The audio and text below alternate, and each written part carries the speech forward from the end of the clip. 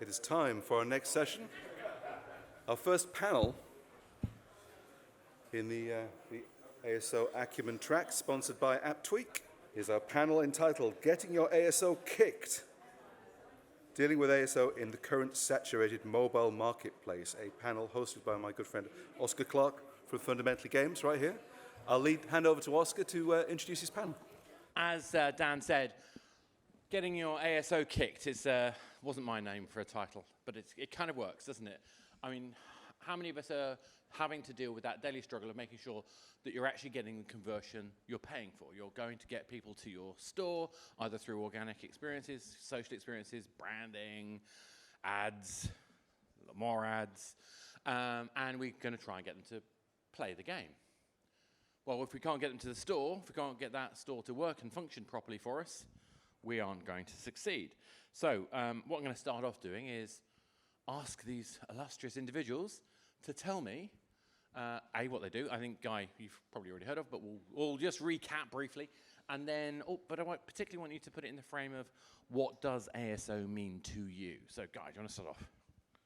Right, so, it's on, right? Yeah. So, I think I, gave the whole spiel on the side of the business I'm dealing with. Like, on the sidelines of ASO, not really in the side of optimizing the store, but I'm a big believer in making sure that your App Store page looks as enticing to the user and as relevant to the user, because that's a very important part of your conversion funnel. And it's usually the part that you're not responsible for, right? Even if you work with ad partners, with UA partners, you know who's clicking on an ad, you know who's eventually launching your game if you register that event. You don't know what happens in between, because that's a responsibility of the platform. And you need to understand it as well as you can, and then, capitalize on that. But you've also got to communicate, and you've got to express and create passion and excitement, and all of the underlying kind of mathematics that go with all of that, don't you? So there's a kind of interesting kind of balancing getting that page right, and actually kind of understanding the sort of science and craft of that as well. So Emily, I mean, obviously I'm waffling again, but please tell me, what I'm missing, or at least. What do you do, and what does ASO mean to you? So, can you hear me? Yes. Yeah, all right, lovely. So what I do is I am an ASO expert with AppTweak. And what that means is I basically do consulting for some of our clients, and I provide a bit of training as well on kind of kicking up their ASO efforts a small bit. And basically for me, I think ASO is anything that you can do to try and bring visibility to your app so that people are actually seeing it in the App Store, and that people are converting as well, that you can get good conversion rates. And a lot of people seem to have this kind of misconception that ASO is the SEO for apps. I've heard it myself. I say it to my mother when I go home for Christmas and she asks me what I do for a career. But that's not exactly correct. ASO is a lot more than just keyword optimizations. It's creative, so that when your users are coming to the page, they're going, oh, that looks all right, I'll download it. And then as a result, you're seeing that data, you're seeing those numbers, and you're getting a bit of money as well. So. Presumably it's like making sure the trailer's right, making sure the screen grabs are right, making sure the story is right, and all in that kind of very, very tiny window of opportunity we've got, which is basically like 3 or 4 lines. Is that fair? Kind of that's the sort of, it's the whole gamut of what that page experiences. Yeah, exactly. ASO is an incredibly broad subject, so it's very hard to pinpoint exactly what ASO is, I think. Cool. And Alicja, yeah. Hi, we're a game publisher in Saudi Arabia. So we help global successful games publish in the MENA region. And we also want to support the local game developers and help them develop games, and also do marketing and publish their games in the MENA and worldwide. So for us, obviously, ASO is also quite an important subject here, because it's pretty much the bottleneck. So everyone, whether it's from paid or organic, goes ultimately through the App Store. And people don't spend hours looking through your descriptions and thinking about like whether they want to download, but it's just a matter of a couple of seconds. So you really want to get it right. And if the page is relevant, if it makes sense, the more people who land on the page will download it. And this is important because you can easily increase your installs with practically not so much work. But I like the fact you remind us how little time we've got to get someone's attention. It's not only the restriction of the design that we're allowed to do on the app stores, it's also that we literally have a second. I mean, I kind of sometimes say 8 seconds, I sometimes say 12, I sometimes say 3, depending on how aggressive I want to be. Do you want to put a number to how many seconds we've got just to scare people in the room? I would say it's just a couple of seconds, probably, I don't know, 3 to 5. I mean, do we think that, does that feel right to you guys? I mean, the reason I'm asking is because I think it's really important to get across, it's that first impression. If you've got something out of place, if you've got failure to localize well, particularly if you're looking at a MENA region and you're not, I mean, one of the things I always remind me of is when I think about when I was working on PlayStation Home, we couldn't release that in MENA because you go to an avatar that is wearing underwear. It's just a simple thing. But we just couldn't do that in the MENA region. It just isn't appropriate. It wouldn't work. And little things like that, which are non-obvious, that just take a bit of thinking, that sanity check thinking. So with that in mind, what are the basics? What are the basic principles? Guy, what do you think are the basic principles that people should be paying attention to? Right. So I think that one interesting thing is driving the right kind of audience to your game, right? So you look at the funnel and you're saying, okay, I'm starting with the icon and the text. That's what people see even outside of the store or outside of the store page. Okay, whether organically or in my branded, I don't know, Facebook page or whatever, that's where you start. That's the start of the funnel. And then eventually you're supposed to look not just at installs, but at retained users, right? Because if you misled them, you can do all kinds of experimentations. And if you're looking at the wrong metric, you're looking how many people converted to an install, but then 90% of them drop in the first hour because you lied about your game, that's not a good end result. I mean, who would do fake ads? Oh, wait. Sorry, guy, carry on. And yeah, that's actually an interesting thing because on the platform themselves, they kind of caught into that. If you mentioned fake ads already, you're on the platforms, on the app stores, you need to showcase your game, right?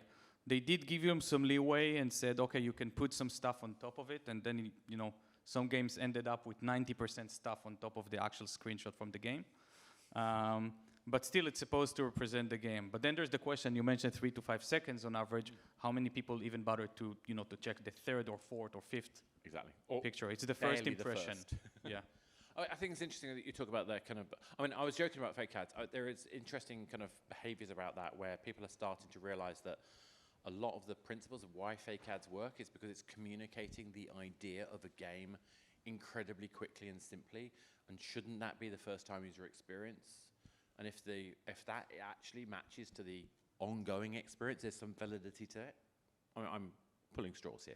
But I think it goes to your point. It's that first impression. It's taking people on a journey and not just thinking about where they are now, but thinking about where they came from and is that communication working to convert them into regularly playing and spending players? Emily, what are the basics for you? Obviously, we talked about kind of getting people to that store. What we're doing inside that store? So I think the ASO basics are really going to depend on what your goals for ASO are. So you need to kind of focus on one thing in ASO basics, because if you're trying to do too much, you're obviously going to see an impact, but it's going to be really difficult to measure where exactly that impact is coming from. So if you're doing creatives and A/B testing and you're doing, keywords and you're doing ASA and you're doing all this stuff, that's great. But you see a spike and you've done it all at the same time, well, what caused that spike? And you're just going to end up spending all of your money and all of your resources on doing the same things over and over, when realistically you might only need to be doing 1 or 2 of those things. So I think that's the very first thing you have to do with ASO is focus. But I think there's another question there. So how do you tell the noise from the signal from the noise? Which is particularly because let's say we're doing a Facebook ad and we, for some reason, get a really high cost per install. And my cost per click is still low, but something happening between the store and the game. But the next week, my cost per install is returned back to normal, but I've done nothing on the site. How do you know whether it's just it was a bad time in the US, or it was actually something functionally wrong with that particular setup of the game. Does that make sense? No, I get what you mean. To be like, sometimes it just happens. Like, that's it. Like, that's the market. That sometimes people aren't interested. And there are things you can do to kind of measure the impact. So, for example, I obviously working at AppTweak use AppTweak.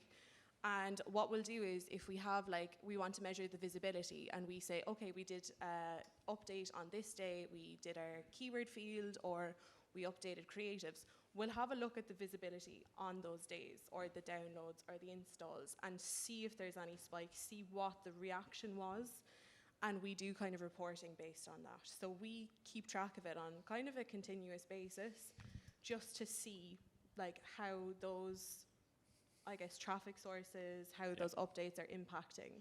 I think we're going to have to come back round with and ask questions about data in a bit, but I'm going to move swiftly on. For you, from where you're coming from, obviously you're looking at a regional basis to a certain extent, but I know you don't just do the MENA region. What is the thing? What are the basics for you in that sort of store page process? Well, I think, I mean, I agree with the testing that we should focus on one thing, but I think that when it comes to the App Store, the basics is really the entire App Store. So the descriptions, the title, the icon, the screenshots. And of course, it all depends on your team. If you have just one person doing everything, it's a bit of a challenge to monitor everything and update and do A/B tests. But you can do the minimum, which is pretty much like think of your App Store as a product and make it look good, make it functional, make it relevant. Use keywords and visuals that just reflect your product, and you should very much know what your product is about and why your users download the game or app.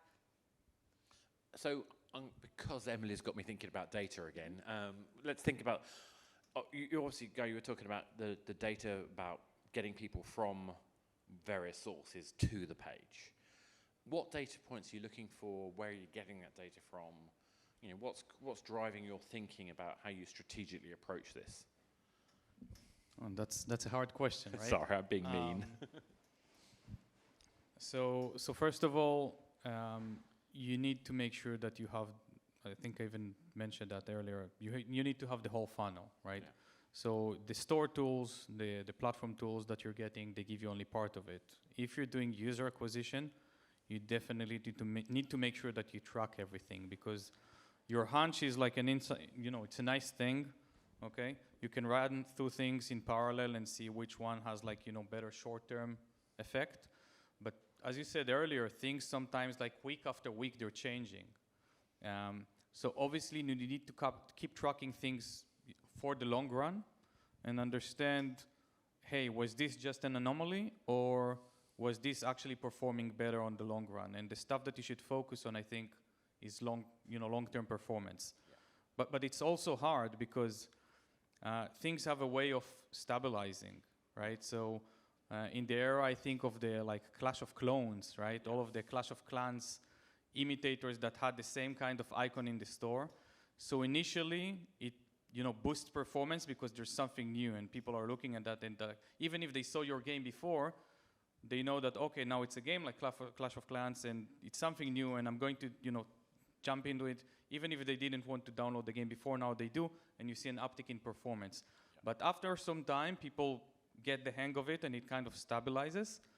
And the long-term performance is, stabilizes or even degrades. I was going to say, you're lucky if it's stabilizing. You're more likely crashes and burns. Exactly, because you can, only fool the people for some time before they realize that, hey, it's the same thing I saw before. You almost sound like you're saying that we need integrity in our marketing. Long-term integrity, yeah. I mean, who'd not think short-term, but long-term integrity. Well, yeah. Who'd think that brand building would require integrity? Sorry, Emily. I'm sorry. I'm being trying for jokes here. But let's talk about the data. Let's get serious. Lovely. You mentioned looking at the metrics. What metrics are you looking at, and how are you getting those metrics? Yeah, so we get our metrics directly from the consoles. We have kind of, I guess, accounts connected to them, and they're pulling data constantly. So that's But are how they pulling data from the stores? They're pulling data from the game? They're pulling data from attribution from services? everything, Darren, everything. Oh, Yeah. lovely. So we have like integration as well, and some of our clients are doing integration, so we can actually pull it directly from the game. But if you're using AppTweak kind of just as a signed up user, you don't have integration, then it's coming from the store. So we're constantly pulling and mining that data. So the metrics that we would look at typically depends on what we're actually trying to measure. So things, for example, like reviews and ratings, we can look at like sentiment analysis, we can look at, positive reviews, negative reviews, kind of the main keywords that are coming up in those reviews as well. Be still my beating heart. She said sentiment analysis. Yeah, we love a sentiment analysis. Also then, like we look at keywords. So we, for example, if we do a keyword update, we'll look at ranking, how that's changed, how ranking on certain keywords has changed, keyword volume as well, how many people are actually searching for that. There's a ton of metrics, and it really does depend on what you're actually trying to find out. Yes. Which is why I say, if you're doing ASO, you need to focus, because otherwise, especially if it's one person, you're going to have like so much work to do, and But this is what we should be getting. Every game studio should be starting out saying, what does success look like? If you don't know what success looks like, you can't put a number to it. If you can't put a number to it, you can't work out if you're getting there. Yeah. At the end of the day. And I mean, to Guy's point, for me, it's about rate of change. Am I by making this change, is it having the effect that's taking me in the direction that I'm aiming for?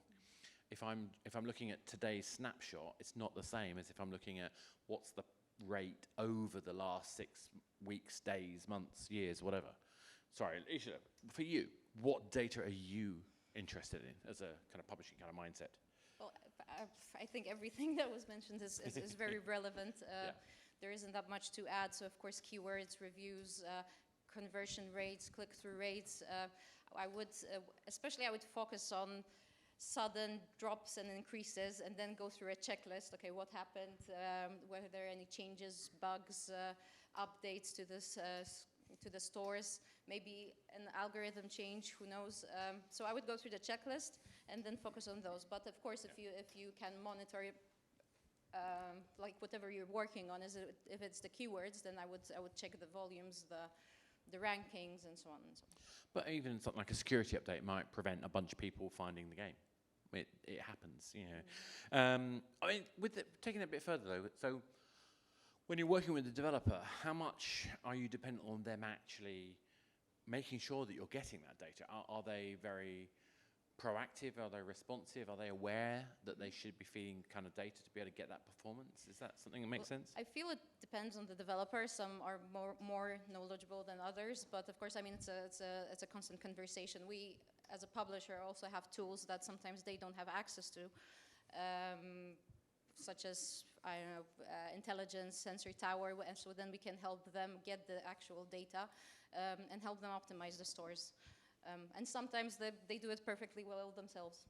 Yeah, exactly. And I mean, I think if there's any trend or any kind of major thing that I've learned through, 15, 20 years of doing this in terms of like conferences, it's the radical improvement of people understanding how important data is.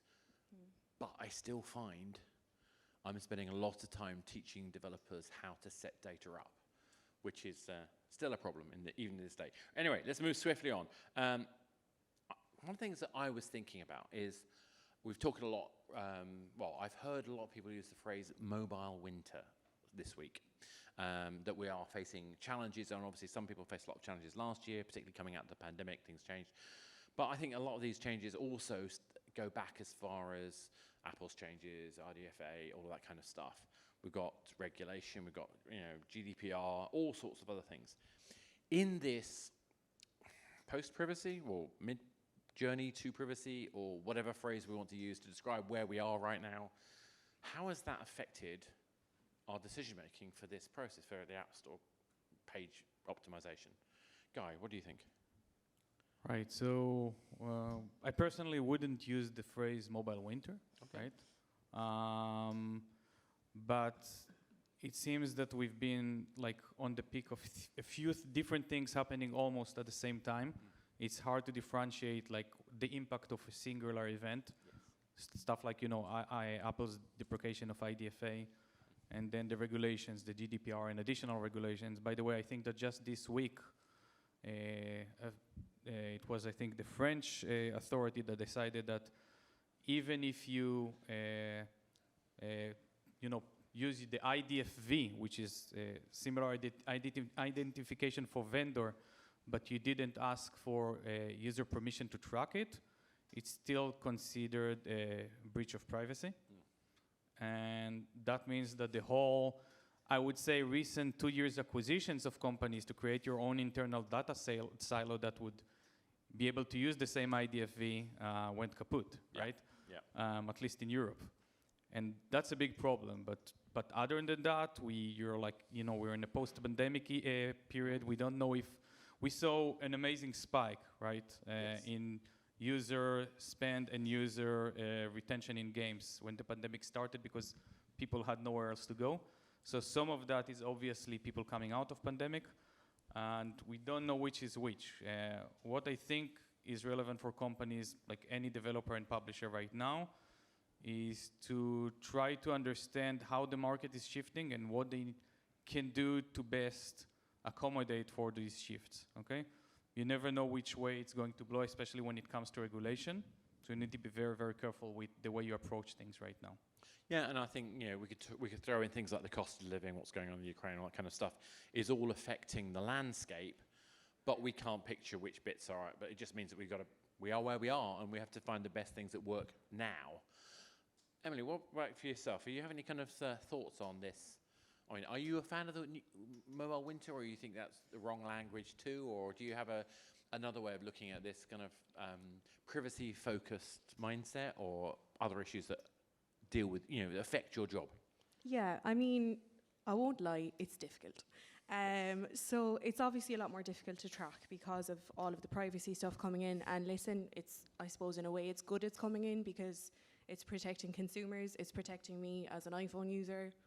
Happy days, But as an ASO expert, it does make my job a bit harder. But that being said, there's ways we can adapt around it. It's not the end of the world that we're getting some legislation that we can't track as in-depth as we'd like to, And there's certain things you can do, like, for example, custom product pages. That's one way that you can do tracking. Another one, you can do, ASA, Apple Search Ads, to make sure that you are bringing that traffic in. So there's quite a lot of things that you can do. I'm also of the view that actually average behaviours are more interesting than individual behaviours, because individual behaviours can be completely whack. Whereas there is a problem with averages, which I won't bore you with the maths of. But if you are looking at averages, at least you can get predictable outcomes more readily. So I don't think the privacy itself is inherently problematic. Does that make sense to you?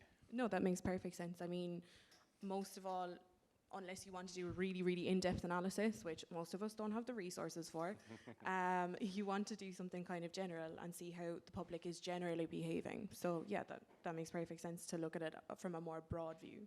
Cool. Yeah.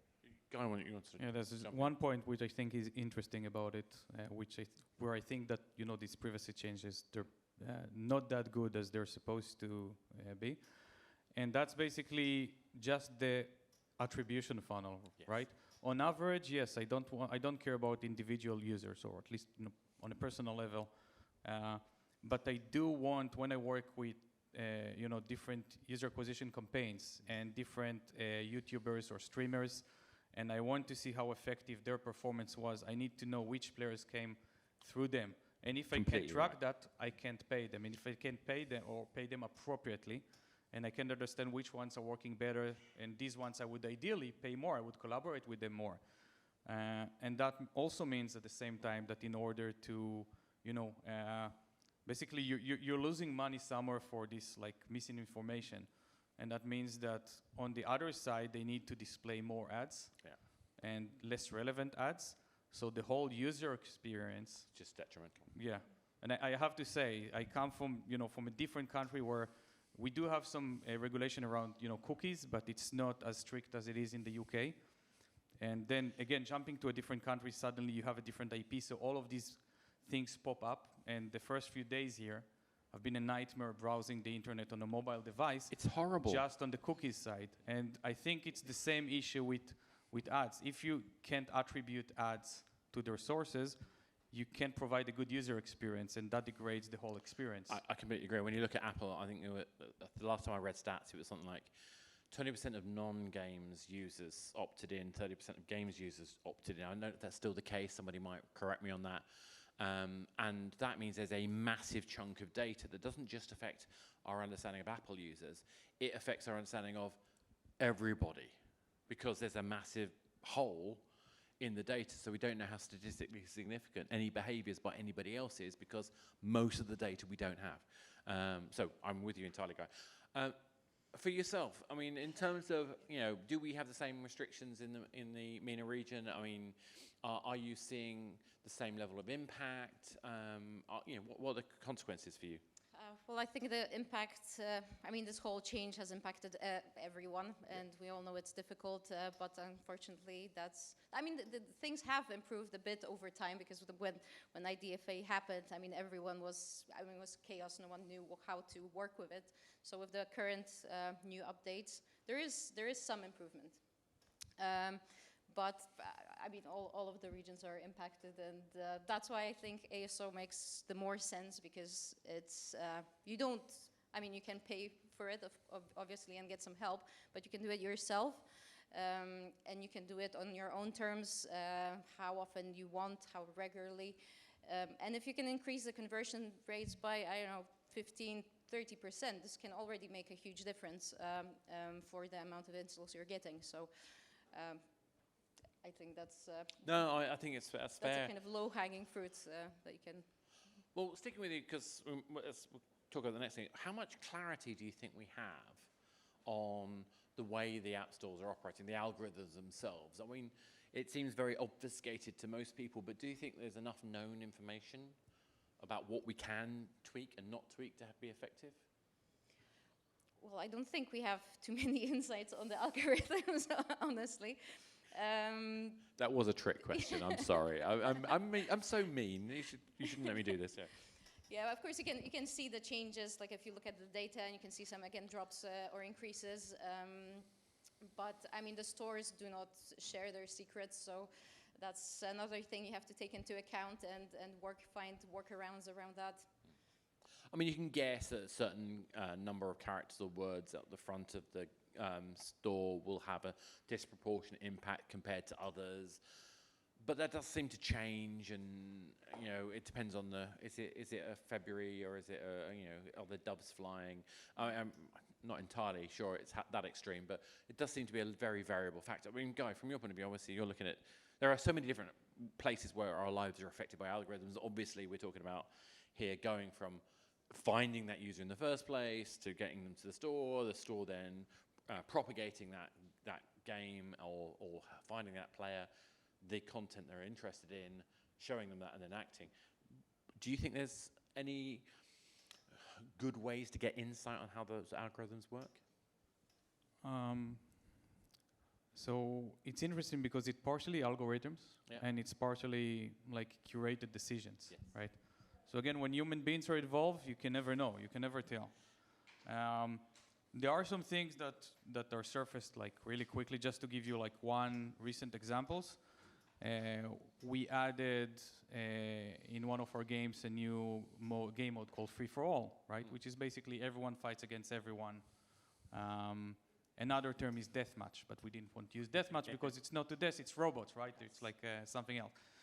And then we uploaded the in-app event to the App Store, and it was rejected. And why was it rejected? Because Apple decided that anything that relates as a policy to promoting like sales and discounts and everything is not allowed to be surfaced as an in-app event, as a regular in-app event.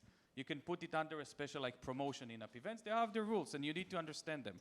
So it's policy, it's some human policies, and then it's an algorithm that scans your data and says, oh wait, you used the word free, and the word free means that you're referring to some kind of pricing, so we're automatically rejecting you from the store. And obviously, free for all is a game mode. It's not, even remotely managing, but the mail you get it from someone at the store, but obviously they didn't really review it. It's automated. So you need to understand what parts of these things are automated, where is the human factor going in, if you can even appeal these kind of things. Sometimes you can, sometimes you can't. But eventually it's like, it's their territory, it's their turf. The algorithm is a black box. You can try to, study it, but eventually play by their rules. That's their house, their rules. That's the way it goes, isn't it? So, I mean, have you seen anything like that? Is there any kind of like algorithmic techniques that you've seen, or is it like we've been hearing it down to the luck and improvisation? Well, I'm actually really lazy. I work at AppTweak, and we have a tool that tells us when there's an algorithm change. And it's actually free, like it's on our website. So if like you want to put in a certain date and see a certain country, if there's an algorithm change, like it's free. It's on Google, so work away. But that is really, really handy because sometimes, I do keyword audits for a lot of clients and randomly it will just tank for no reason. And you kind of go, oh, what's going on here? And next thing, algorithm change. So, I'm lazy. But that makes sense. And actually, that leads into the next question. I mean, I'm not going to ask you to, obviously you use AppTweak as a tool, but are there other tools that you're aware of or that you use that augment what you're doing in terms of that process? I mean, this sounds a bit salesy, but not really, because most of it's on AppTweak, so I don't really need to. But we will pay attention to like Google and Apple announcements, just to know what's coming up and to know what's expected. What about, obviously word frequency type stuff, the things, who's currently using those words? Is that something you're getting from your tool, or is that something that you'd look elsewhere for, or you just don't worry too much about it? To my knowledge, we actually pull that from the console, so we have accounts that are searching those like all the time, and we scrape that data, and that's what you see. Use that data. Yeah, fair enough. We have a very big data science team. I can imagine you have a huge database for that. So, Alicia, from your point of view, what tools? Obviously we've heard about AppTweak. They're a sponsor, so it's all good. For you, what other tools do you think are worth thinking about? Well, definitely using AppTweak, I'm sure, has a lot of benefits. We personally use another tool, which, we have different ones, obviously. But when it comes to some additional, not sure if these are advanced, but techniques that I would focus on if you have the team and more time is custom product pages. I think this is a very useful tool. And also, as previously was mentioned by one of the speakers, using ASA to boost your keywords. But also another one which I think is super important and very handy is the Google experiments. It's a bit problematic if you don't have any volume coming in and no installs because you will not get the data, but it's a free tool. And if you can do regular icon tests or screenshot tests, it's, I think, super important because it just may improve your store. And I think that's the trick, isn't it? There's a lot you can do once you've got enough volume. Yeah. It's a little bit more tricky to do when you're starting out and you're just trying to work out. I spend a lot of time trying to make sure that when we do a lot of stuff in early access because it's a really simple way to make sure I can push an ad to a game to get installs, to do tests, to see if the performance is there, see what the retention's like. We do a lot of that stuff. But it's only when we've got the game to enough scale, so launchable, that we can actually start playing around with the sort of proper A/B type processes, which is at the end of the day what we need to do because we're trying to create the most delightful experience for the player, I would argue. Guy, for you, what's your kind of main thinking in terms of tools or techniques that you guys look at? Right, so a few of my colleagues at the company are using AppTweak, Sensor Tower, Data AI. They're using the whole I haven't bunch. heard that before. Right? The thing is that they're using it for different reasons, different purposes, right? We have a research team that does competitive intelligence. We do M&A, so we want to look for the new games that suddenly spike and become more interesting for us, right? But for me, because I personally manage the platform relations, the partnerships with Google, Apple, and the others, it's mostly the platform side tools. More than that, they know me well enough right now that because we have 8 different teams around the world making games, they know that if they have any program on early access, they talk to me, and I find the right studio to work with them on that, and utilize it before it's available for the rest of the public. That's how we onboarded Google Live Op cards, for example, so early. We've been working with Apple since day one. When they launched their version of in-app events, we pushed them to do that. We told them, hey, this is the stuff we want to see. This is the stuff that your competitor, without naming names, is not doing and would love you to do. So I'm probably not the only one doing it, but eventually it turned up there, so I'm happy for it. But for me, it's mostly the platforms. Makes sense entirely. Cool. So I'm going to move on to the sort of last question as we kind of go into the last 5 minutes. What's the one thing that any developer in this room should do? What is that one thing, if they did nothing else, will give them the best chance of success? All right. Focus. Pick one, test it, see if you like it. If it's not producing the results, move on. Don't be wasting your resources. But yeah, focus. So I'm going to dig down a little bit further. Go ahead. On when you're saying focus, how are you defining that? So I'm thinking my success criteria for my studio is X, one of the KPIs is Y, therefore my focus for App Store optimization is to deliver that KPI. Yep. Is that what you mean? Yeah, exactly. So you need to have a realistic goal with ASO. You can't be, going from absolutely nothing to being number one in the games category and, having all of these downloads. It needs to be realistic. Maybe your goal is visibility. Maybe your goal is to increase downloads by 1 or 2%, depending on the size of your game. So I would really recommend focusing on a goal and then adjusting your ASO strategy to that goal. So with that in mind, I'm going to point to you in the audience. How many of you have defined your ASO strategy goals? Anyone? Oh, we've got some hands up. I'm so glad. I wasn't expecting to actually get, but I mean, that says it all, doesn't it? If there's one thing, go do it. Go spend some time thinking about what is your company goal and what does success look like. Because if you haven't got that number, how are you going to be successful? How do you know when you've been successful? Sorry, anyway, Yeah. I love that. I'd seen some proposals for ASO, not from us, but from competitors. And it was, I think, an 8-week plan, and it had creatives, A/B testing, icon testing, what is keyword optimizations, ASA, all of this stuff, all to do within 8 weeks, which is way too much. You're going to spend so much money on that, and you're not actually going to be able to say like, oh, this is where it went well, and this is where it didn't go so well. Yeah. You're just going to have to keep spending that money because something there is going right, but you don't exactly know what. So that's the most important things to focus, yeah. Focus sounds good. Alicia, from your point of view, what's your one thing that you think everybody should do apart from focus?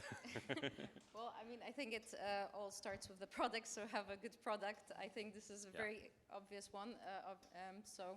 And a hard thing to do, but if you don't have a good product, then nothing you will do on the App Store page will help that much, obviously. So I would say start with that, and then definitely know your product, because if you know your product, your audience, you also know how to approach the ASO and what kind of strategy to have there. And So it's basically you're saying you've got to have a game that people want to play. yeah, pretty much. And then you're trying to help them find the thing that they want to play already. Yeah. If people don't want to play it, then you can't do much with it. You can't do much with it. No. Yeah, exactly.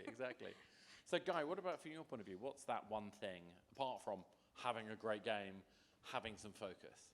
Right, so I think it's easy because I just gave a whole talk about in-app That's events fair. and promotional content. So, but I think it's important because it's like, the first thing I would tell you is have a store page, right? Have some kind of assets. Before you're A/B testing something, show up, right? Yeah.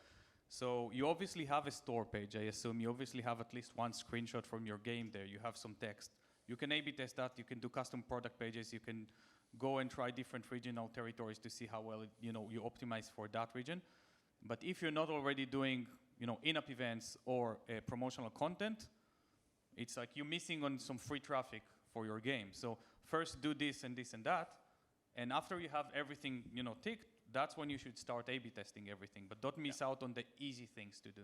Yeah, get that low-hanging fruit up Exactly. there and done before you play with it. Because if you haven't got a baseline, how do you know what success looks like again? Exactly. Optimizing is the next step. Optimizing requires something to optimize. I do. So, I'm going to chuck in some old school marketing. There's one of the earliest things I was told and drummed into me was ADA, awareness, interest, desire, action.